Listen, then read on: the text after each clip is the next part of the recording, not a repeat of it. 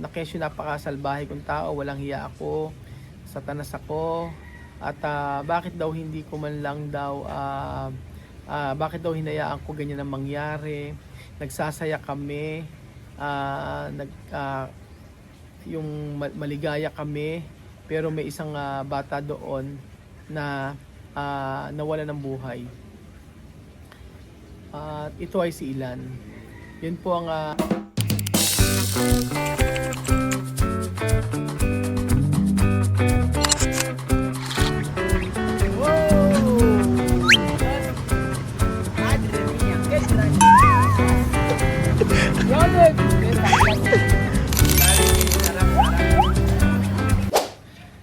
magandang araw po sa inyong lahat, mga amigo. Magandang araw po sa ating lahat. At nandito po tayo sa ating resort at para po magkwento ng mga pangyayari po na naganap noon nung nasa may Equatorial Guinea pa si Joanna at saka si Wesley. So hindi po lingid sa inyong kaalaman na sila po ay gusto natin papuntahin dito para po si Wesley ay makapag-aral at magkaroon ng magandang buhay at makatulong din sa kanyang pamilya. So bakit yung kinukwento ito, mga amigo? Dahil marami na naglabasan ng mga chismis at marami nang naglabasan na mga masasakit na salita tungkol kay Joanna at tungkol sa akin. So, iisa-isahin kong sagutin lahat yan, mga amigo, para po sa ikakatahimik po ng lahat.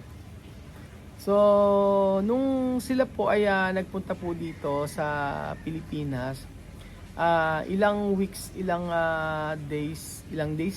weeks sila dito, nakita nyo na kami ay masaya na ipinakita sa inyo na mayroong pag-asa si Wesley na makakarating dito sa Pilipinas at makakapag-aral.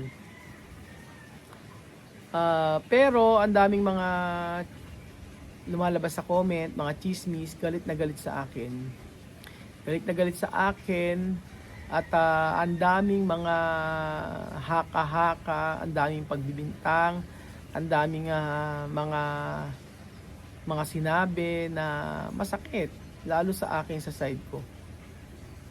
So, unang-una dyan, mga amigo, na napakawalang hiya ko tao, napakasalbahe ko raw, at bakit daw ganoon ako. So, ang chismis na sinasabi ko, mga amigo, ay yung na ibinabato sa akin ay yung about sa anak ni Joanna na si Ilan.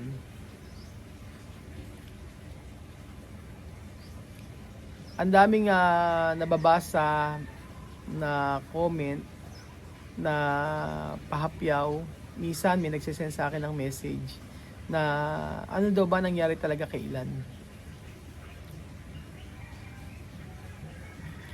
So, nagkausap kami ni Joanna.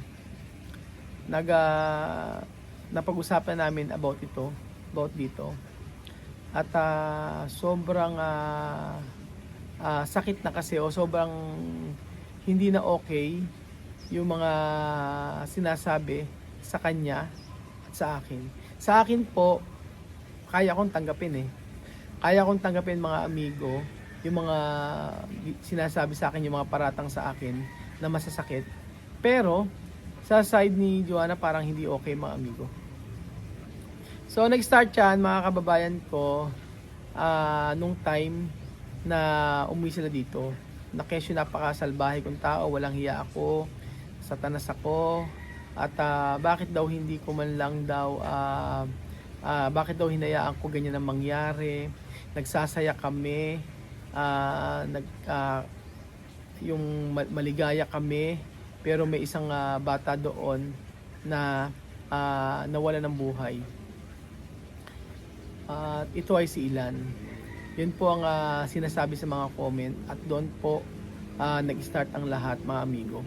So, gusto kong i-share sa inyo ang lahat ng mga pangyayaring ito dahil ito ang makakabuti para sa lahat.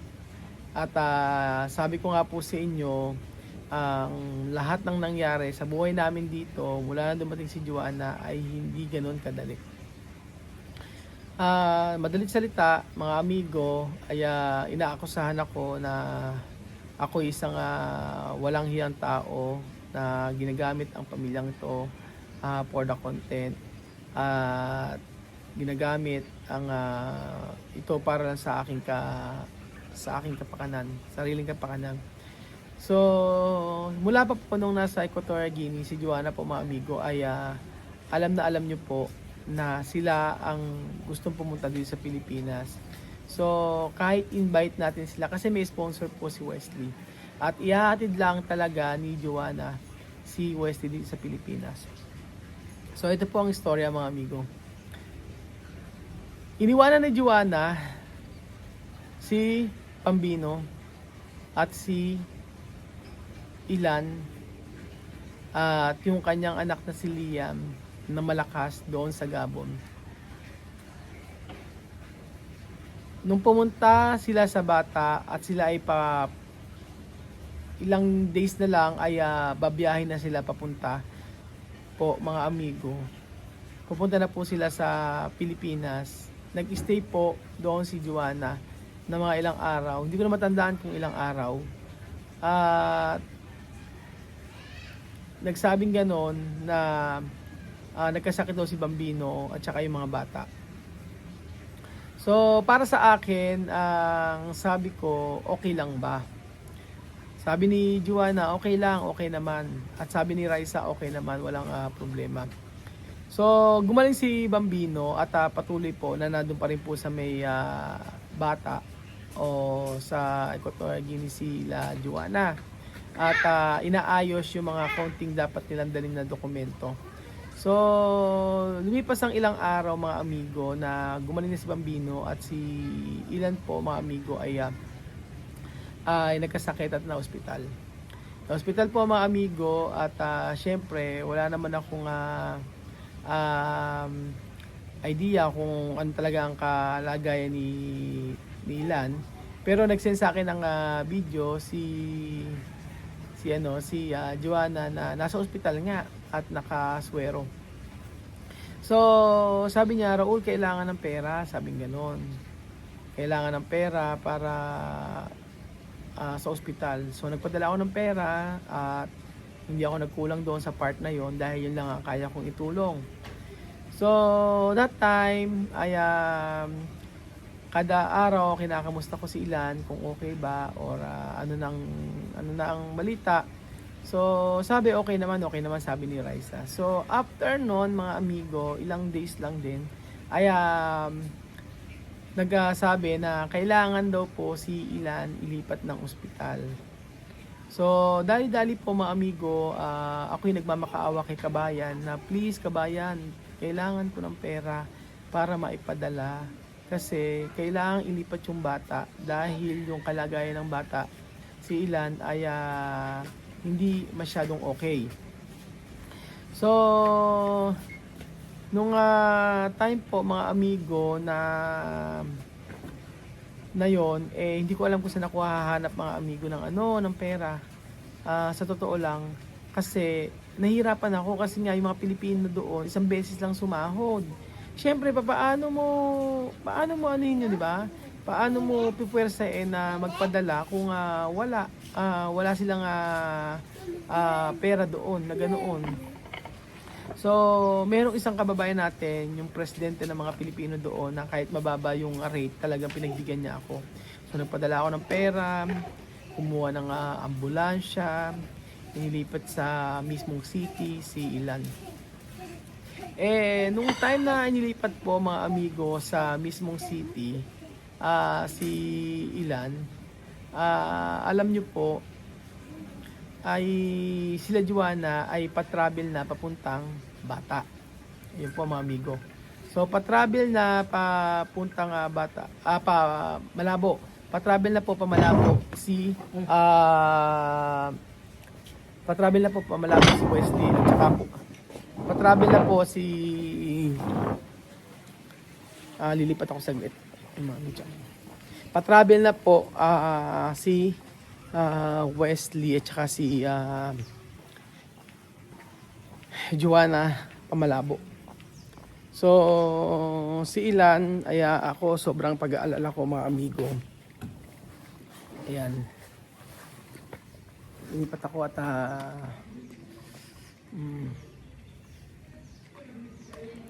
lumipat po ako mga amigo.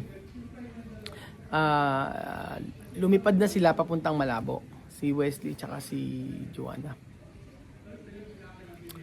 So that time nung nasa Malabo na sila mga amigo, nag-stay sila sa hotel. Yes po, nag-stay sa hotel. At direkta silang kasi ang kasama nila that time si Beng eh. Ayun po, si Beng po mga amigo. So, ang daming nangyari. So, nung nasa ospital po si Ilan, nilipat po siya sa mismong city. Nagpadala ako ng pera doon. Sabi ko, ilipat nyo kasi kung hindi na okay. And that time, si Ilan po mga amigo ay so sa hindi po nakakilala, si Ilan po yung paborito ko pong anak na ni Joanna. Siya ang tatay po niya ay Russian. So siya po ay bata na inaalagaan ni Wesley.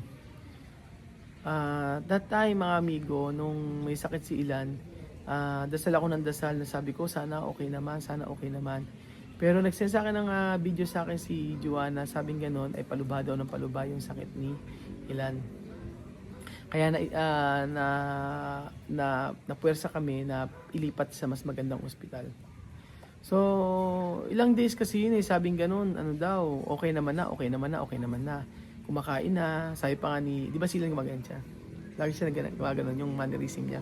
Tapos sabi niya, tapos kinausap pa nga ni Joanna, sabi ni Joanna, kain ka ng mansanas. O, nakinakain ganyan, kumakain daw, ganyan. Tapos, nakita ko nung nailipat na sa isang ospital, at naswerohan, nilagyan ng oxygen. At para maging okay. So that time na doon sila sa Malabo, nag-aantay ng flight. So that time mga amigo na si Joanna. That time mga amigo ay hindi ko alam kung ano yung uunahin ko. Kasi ang nangyari po ay that time hindi po nakaalis sila Joanna. So, sabi ko, that time na hindi nakaalis si La Joanna, nag-book agad kami ng ticket ni Kuya Belgium. Ang sabing ganoon, kaya hindi sila nakaalis, gawa ng wala daw silang visa. At ba't daw bababa ng Hong Kong. So, ito ay pagkakamali po ng mga nandoon sa may Malabo. So, grabe mga amigo, sabi ko, ano nangyari? Sobra kasi, tapos tumawag na ako kay Tita Rosario, sabi ko, Tita, hindi sila nakaalis. Tapos, kausap ko si Beng, sabi ni Beng, Kuya, hindi si Joanna, maiwan ako ng airplano, ganyan-ganyan, sige, mauna ka na. Hanggang sa hindi na po nakaalis si La Joanna. And then, that time na hindi na sila nakaalis, ang ginawa pa nila ay, nagpunta po sila, hotel sila. Nag-antay sila doon and then nag-book kami ng panibagong flight. Yes po mga amigo, nag-book kami ng panibagong flight. At nasayang yung ticket nila, mga amigo. Nasayang yung ticket nila. Yun po yung nangyari that time. At nung time po na yun, mga amigo, na nasayang yung ticket, sabi ko, sige lang, okay lang, walang problema. Sabi ko, that time, tapos nagpadala uli ako ng pera noon, that time. Kasi kailangan sa ospital mahal ang ospital doon. So, syempre, nagwo-worry na ako kay Ilan. Sobrang pagwo-worry na ako kasi sabi ko, ano ba nangyayari, ganyan. Kasi naka-oxygen na, tapos nakikita ko sa video na parang paluba yung sakit. Yan po. Hanggang sa kinabukasan, ayan na, flight na nila Joanna kasi binook namin. Kasi sabi namin, kailan magkakaroon ng flight uli? Kinabukasan ba o susunod na araw, ganon. So kinabukasan meron. Sige, bubuk namin, nagbook kami. Pa Hong Kong naman. Ayun. Pa Thailand naman, pa Thailand. Tapos po mga amigo, nung na-book namin na pa Thailand, di okay na, ayos na. Pero ako nagwo-worry ako sobra. Kasi nga si Ilan ang inaalala ko. Tapos lagi ako message kay Joanna, Joanna, okay lang ba si Ilan? Okay lang ba? Anong balita? Send ka ng video, sabi ko sa kanya. Send ka ng anong balita sa kanya kasi sobrang pag-aalala ko. And then, after noon, nung nasa airport na po sila mga amigo, kinabukasan po ang aga nila sa airport.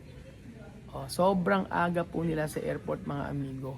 At sabi ko nga, nakamonitor ako. Hindi ako nakatulog.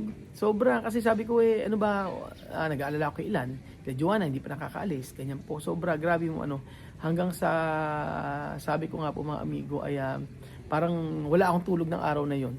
Yun po mga amigo. Wala akong tulog at saka sobrang iba yung pakiramdam ko. Sobra akong nag-aalala kay Ilan that time.